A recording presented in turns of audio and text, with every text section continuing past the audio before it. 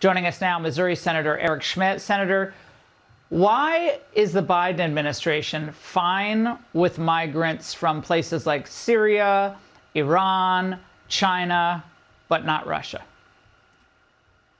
Well, they have a long-term play here, as you noted, because you don't need to be a citizen to be counted in the census. That's step one. And then if you give amnesty, allow them to vote, they believe that's their path to more power, more control. And if you needed any further evidence that, number one, Joe Biden's a liar, and two, that they're the open borders crowd, this is Exhibit 5,438, right? It's in plain view now. This memo only confirms what everybody feared, that this was just window dressing. They know exactly what they're doing.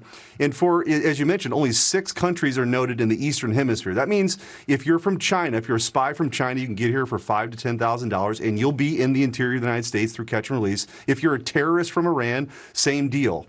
People, this has never happened in the history of our country or anywhere in the world, Laura, where never. An administration, this has never happened. No one's ever done this willingly, allowed and actually been complicit with an invasion of our country. They don't believe in real borders. And sadly now, Americans literally are dying. And I fear it could be worse. I mean, there are terrorists here who are operating in the United States. And again, the Biden administration is willing to trade all of that for some sort of electoral advantage, they think. The media seem to not really comprehend. I mean, we saw what happened in Europe on the European elections, the EU elections over the weekend. Populists came in. The globalists, for the most part, are on the run. People are tired of the mass migration. But the media are still clinging to this notion of globalism. They don't understand Americans' feelings on this. Watch. 62% of Americans favor deporting all undocumented immigrants. So Homeland Security says that President Biden has already deported or repatriated more people in the past year than any year since 2010. Some of what Mr. Trump talks about could be illegal. It doesn't seem practical in some sense to round up children.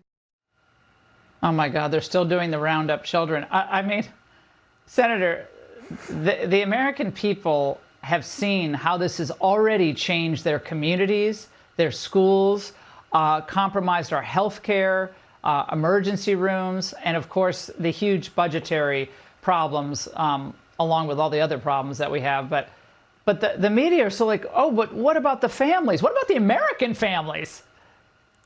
Yeah. Well, get ready for Spaceballs-style ludicrous speed fear-mongering in October. That's what all the Democrats are left with.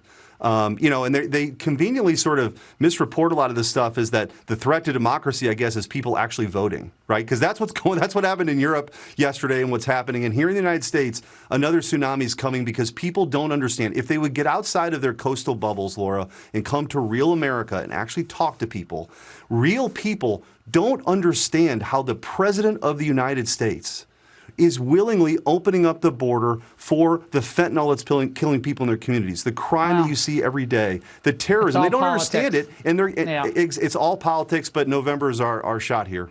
All right, Senator.